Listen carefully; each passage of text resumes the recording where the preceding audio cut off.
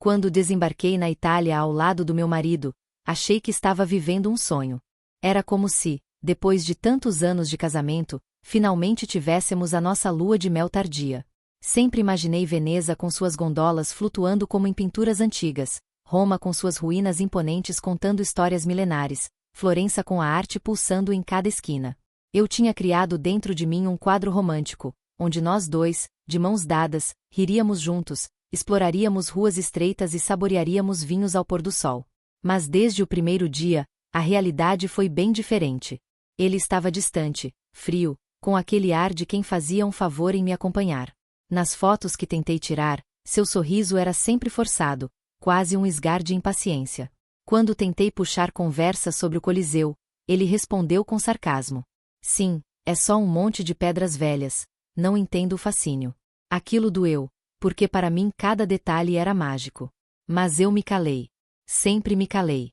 Era mais fácil assim do que iniciar uma discussão que terminaria com ele dizendo que eu exagerava, que eu dramatizava, que eu não sabia aproveitar de verdade as coisas.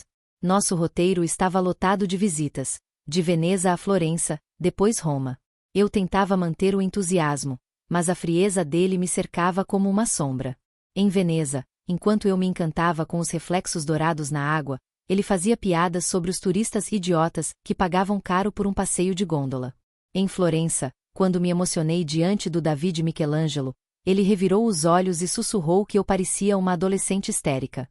No fundo, eu já estava acostumada com esse jeito dele. Sempre foi controlador, sempre usou palavras como facas afiadas. Eu, de alguma forma, me adaptei ao silêncio e à resignação. Talvez porque acreditava que amor era isso, engolir sapos, esperar paciência, sonhar com momentos melhores. Foi em Roma, na estação Termini, que tudo aconteceu.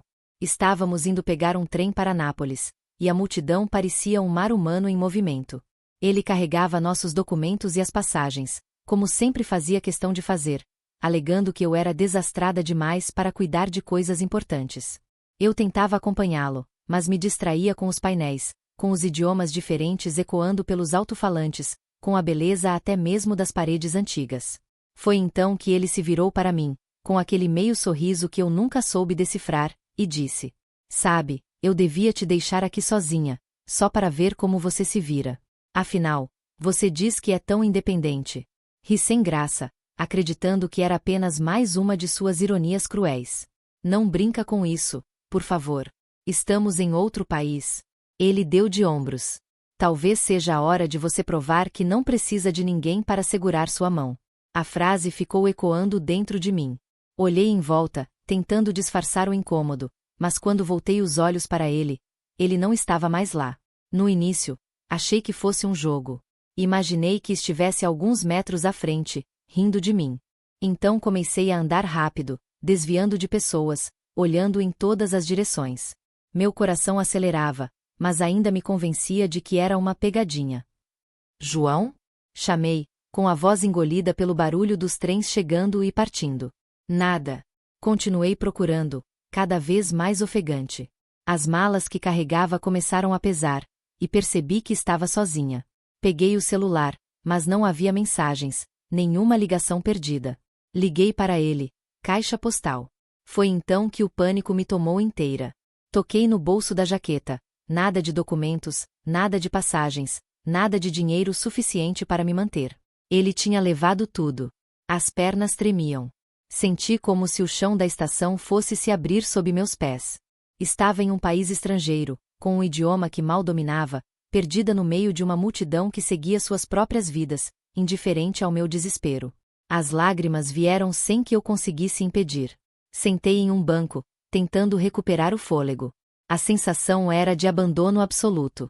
Não apenas físico, mas também emocional.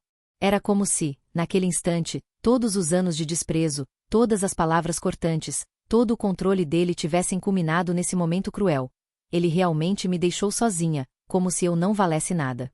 As pessoas passavam por mim, algumas lançavam olhares rápidos, talvez de curiosidade, talvez de compaixão. Mas ninguém parava. Eu era apenas mais uma estrangeira perdida. Ali, entre os ecos dos alto-falantes anunciando partidas e chegadas, percebi que estava completamente só. e que meu marido havia me abandonado não como uma piada, mas como a prova final de que, para ele, eu não passava de um brinquedo descartável. Meu coração, partido e pesado, entendia finalmente: o abandono não era apenas geográfico. Ele já havia me deixado há muito tempo, só que agora eu não podia mais fingir que não via. Os minutos depois do abandono pareceram horas. Caminhei pela estação sem destino, tentando encontrar algum funcionário que falasse inglês, mas minhas palavras saíam enroladas, confusas.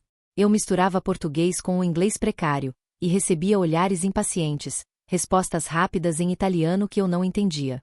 A cada tentativa frustrada, sentia meu rosto esquentar de vergonha. Acabei em uma pequena bilheteria, onde uma funcionária me olhou com pressa. Expliquei, entre lágrimas, que meu marido havia sumido, que eu não tinha documentos nem passagens. Ela suspirou, me disse algo em italiano e, por fim, balançou a cabeça, como se não pudesse fazer nada. Senti vontade de encolher e desaparecer. Saquei a carteira, apenas algumas notas amassadas em euros, o suficiente para uma refeição simples ou uma corrida curta de táxi. E só.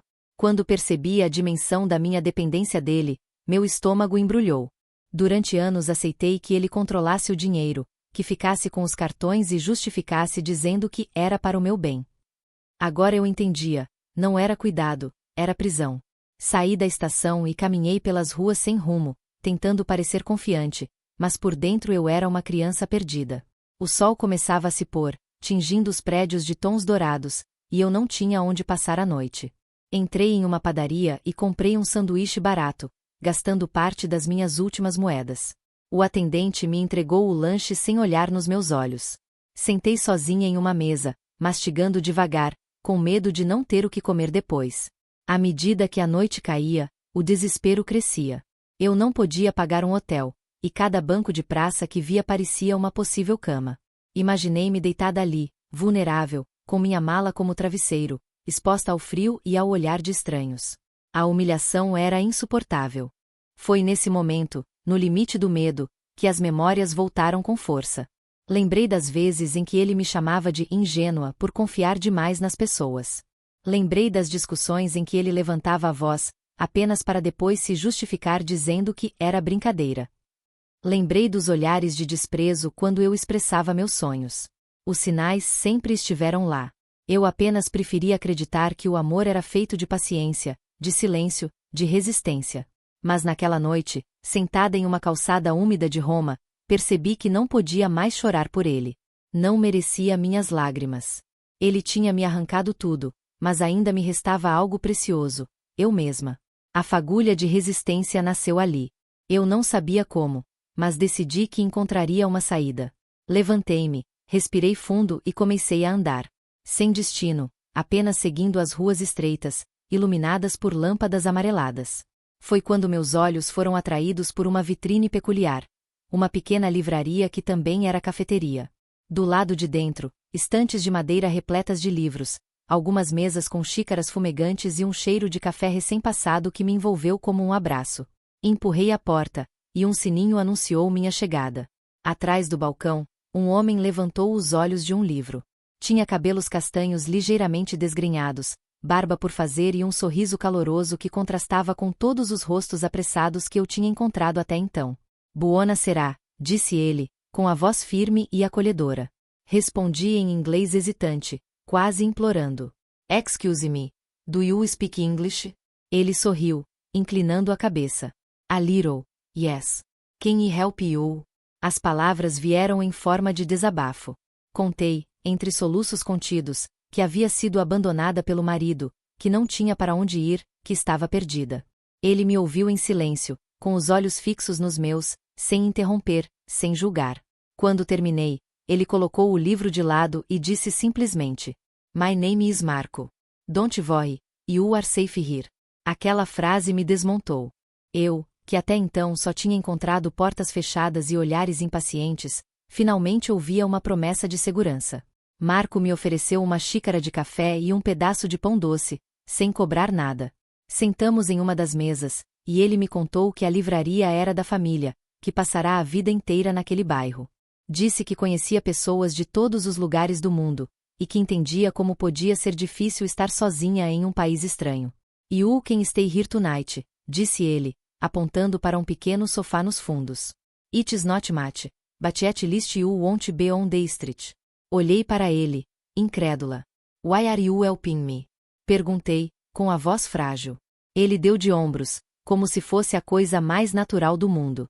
Because you need help. That's enough. Naquele instante, algo se quebrou dentro de mim. A muralha de desconfiança e medo que eu carregava. Pela primeira vez em muito tempo, alguém me oferecia algo sem esperar nada em troca. Enquanto me acomodava no sofá improvisado, com uma manta que ele trouxe, senti um calor diferente. Não era apenas o conforto físico, mas a esperança de que talvez aquele abandono fosse, na verdade, um recomeço.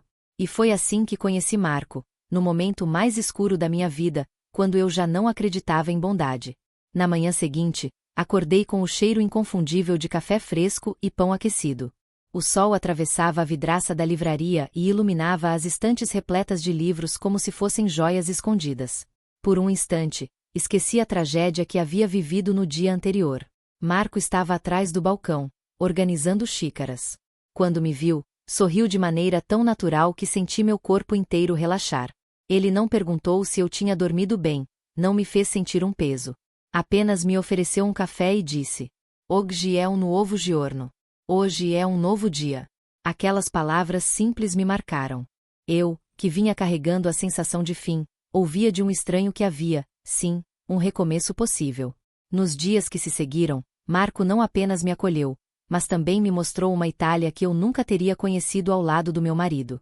Longe dos pontos turísticos lotados, ele me levou a feiras de bairro, pequenas praças onde senhoras conversavam em voz alta, padarias onde o pão ainda saía quente dos fornos de pedra. Caminhávamos por ruas estreitas, onde roupas coloridas balançavam nos varais suspensos entre prédios antigos. Cada lugar vinha acompanhado de uma história. Marco falava da infância no bairro, das festas populares, dos verões passados à beira do mar. E, em meio a essas memórias, ele também revelou suas dores. Contou que havia perdido os pais cedo, que a livraria era sua herança e seu refúgio. Que havia amado uma mulher no passado, mas que esse amor tinha acabado em silêncio, deixando cicatrizes. Enquanto ele falava, percebi que não estava sozinha na minha dor. A vida também havia sido cruel com ele.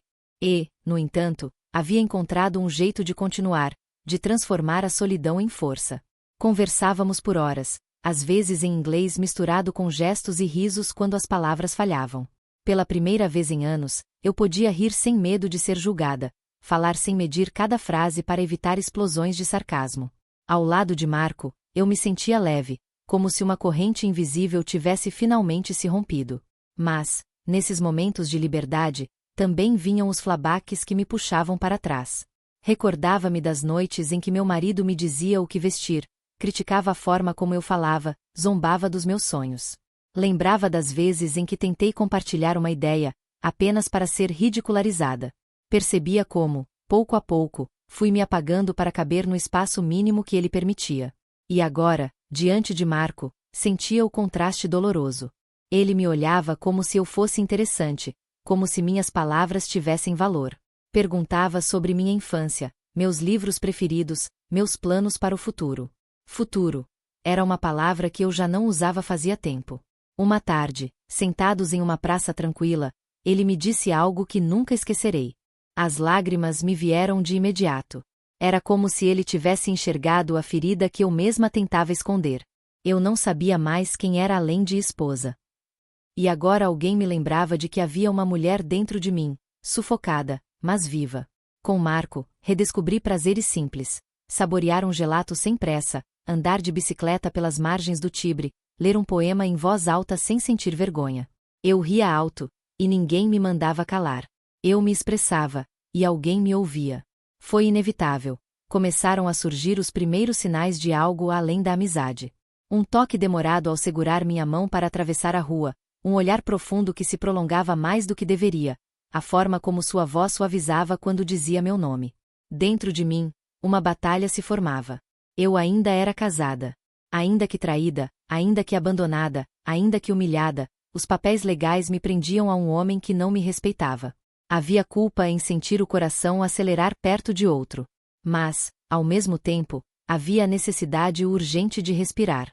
Eu não procurava romance, não buscava substituição. O que Marco me dava era mais profundo. Ele me lembrava que eu existia, que eu podia ser livre, que havia vida além da dor. Naquela noite, deitada novamente no sofá da livraria, olhei para o teto escuro e pensei: talvez o abandono não tivesse sido o fim, mas a libertação que eu nunca teria coragem de escolher sozinha.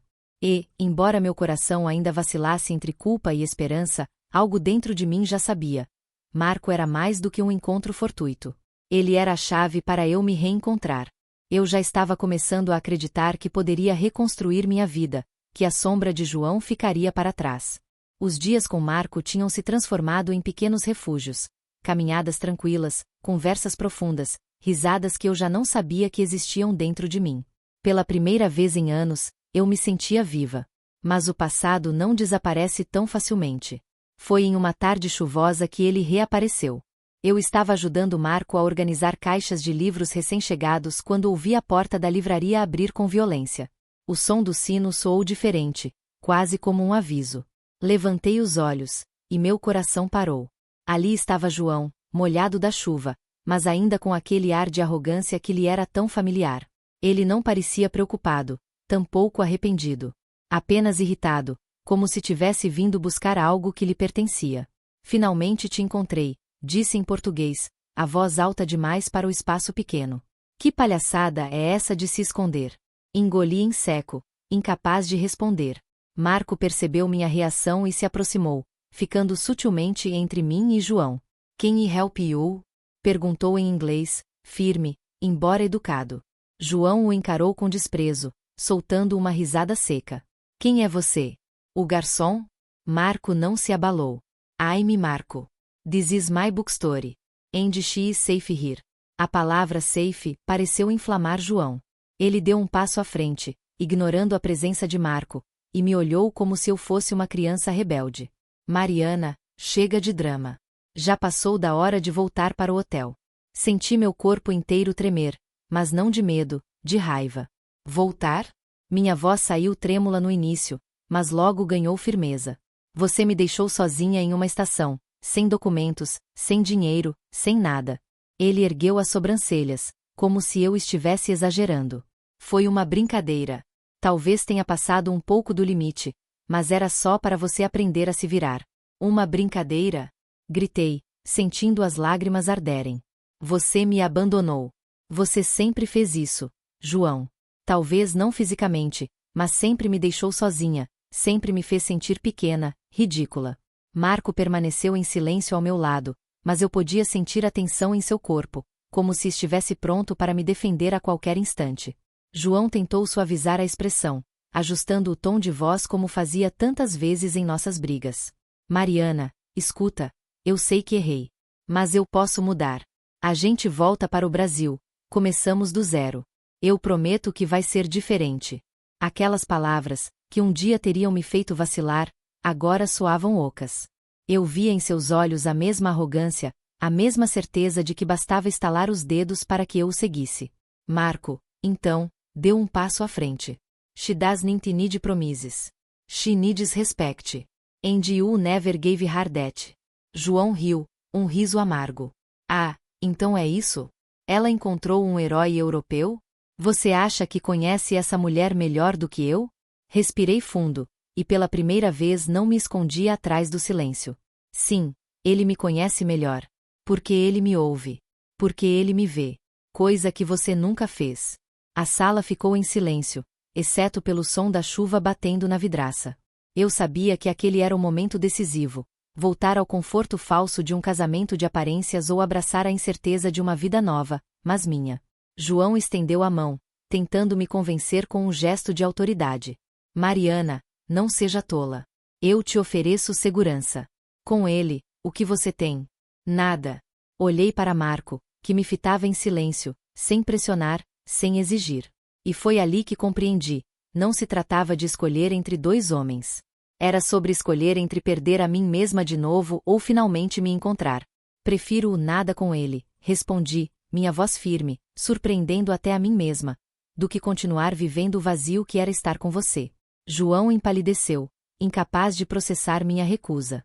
Ele abriu a boca, mas nenhuma palavra saiu. A máscara de controle finalmente se quebrou, revelando um homem pequeno, incapaz de aceitar que havia perdido o poder. Marco tocou levemente meu ombro, como se dissesse sem palavras que eu não estava sozinha. Naquele instante, percebi que a decisão estava tomada. O dilema entre a falsa segurança e a liberdade do presente não existia mais. Eu não queria voltar. Nunca mais. Naquele instante, diante da arrogância quebrada de João, eu compreendi algo que jamais havia ousado admitir. Eu não o temia mais. A corrente invisível que me prendia a ele durante tantos anos estava finalmente rompida. Mas libertar-me não bastava. Eu precisava expor a crueldade que ele tentará encobrir sob o rótulo de brincadeira. Passei os dias seguintes em silêncio calculado. Marco, respeitando meu tempo, apenas me oferecia presença e apoio. Não me pressionava com perguntas, não buscava explicações. Apenas me deixava existir, algo que eu não sabia fazer havia muito tempo. Foi em uma dessas manhãs, ao folhear jornais locais na livraria, que a ideia surgiu: denunciar João. Não apenas para me proteger, mas para que ele soubesse que seus atos tinham consequências. Abandono em país estrangeiro, violência psicológica, intimidação, tudo isso poderia ser levado às autoridades. Pela primeira vez, eu teria voz. Fui até uma delegacia de polícia, acompanhada por Marco. Contei cada detalhe, como ele havia desaparecido na estação com meus documentos e dinheiro, como anos de humilhações silenciosas haviam culminado naquele ato brutal. As lágrimas me escaparam, mas eram lágrimas de libertação. O policial ouviu atentamente, fez anotações e disse que tomariam providências. Alguns dias depois, recebi a ligação. João havia sido encontrado em um hotel barato, ainda convencido de que eu voltaria para ele. Foi convocado a depor. Quando cheguei à delegacia, vi-o sentado em uma cadeira dura de metal, cercado por olhares de desprezo. Pela primeira vez, o vi pequeno, sem o controle que tanto ostentava. Ele tentou sorrir, como sempre fazia quando queria me manipular. Mariana, isso é desnecessário. Vamos embora daqui, nós dois. Mas minha voz não tremeu. Não, João. Agora você vai enfrentar aquilo que sempre tentou negar. Suas ações têm consequências. Enquanto lia as acusações em voz alta, senti o peso dos anos se dissolvendo. Ele protestava, chamava de exagero, dizia que eu estava sendo influenciada. Mas cada palavra dele soava vazia. As autoridades não se impressionaram com sua arrogância. No fim, o homem que sempre me fez sentir ridícula foi exposto ao ridículo. Ali, diante de todos, sua máscara caiu. Ele não era mais o marido que comandava tudo, mas apenas um covarde tentando justificar o injustificável. Saí da delegacia com o coração leve, como se tivesse deixado para trás não apenas João, mas todas as versões de mim mesma que ele tentou apagar. Marco me esperava do lado de fora. Não disse nada, apenas me envolveu em um abraço silencioso. E naquele abraço, compreendi, eu não precisava dele para existir. Marco era uma parte do meu recomeço, mas a minha libertação vinha de dentro. Pela primeira vez em muito tempo, eu escolhia por mim. Decidi ficar na Itália. Não por fuga, mas por escolha. Comecei a ajudar Marco na livraria, aprendi palavras novas em italiano, redescobri minha paixão por literatura e escrita. Descobri que podia ser útil, que podia sonhar de novo. Aos poucos, a mulher sufocada deu espaço à mulher livre. Sim, Marco e eu nos aproximamos, e talvez houvesse ali o início de um amor verdadeiro. Mas, acima de qualquer romance, eu havia encontrado algo maior: a mim mesma. E quando penso em tudo que vivi, em tudo que sofri, só consigo concluir: às vezes, é preciso ser abandonada para se encontrar. Se você chegou até aqui, quero falar diretamente com você. Talvez nunca tenha passado por uma estação de trem em Roma sendo deixada para trás. Mas, de alguma forma, acredito que todos nós já conhecemos o abandono, seja de um parceiro, de uma amizade, de um sonho. Às vezes, a vida nos arranca do que é seguro, e no começo parece o fim. Mas, na verdade, pode ser o início de algo maior. E você? Já viveu algo que parecia o fim, mas virou um começo? Já sentiu que a dor era insuportável, apenas para descobrir que dela nascia a sua força? Minha história não é apenas sobre um casamento quebrado ou sobre encontrar alguém novo. É sobre reencontrar a mim mesma. Sobre perceber que a liberdade, a dignidade e o amor próprio são mais preciosos do que qualquer promessa vazia. Se essa história te emocionou, curta, comente e se inscreva. Compartilhe suas próprias experiências de coragem e transformação. Porque, no fim, não estamos sozinhos. Cada recomeço pode inspirar outro. E lembre-se, você nunca é apenas o que perdeu. Você é tudo aquilo que ainda pode se tornar.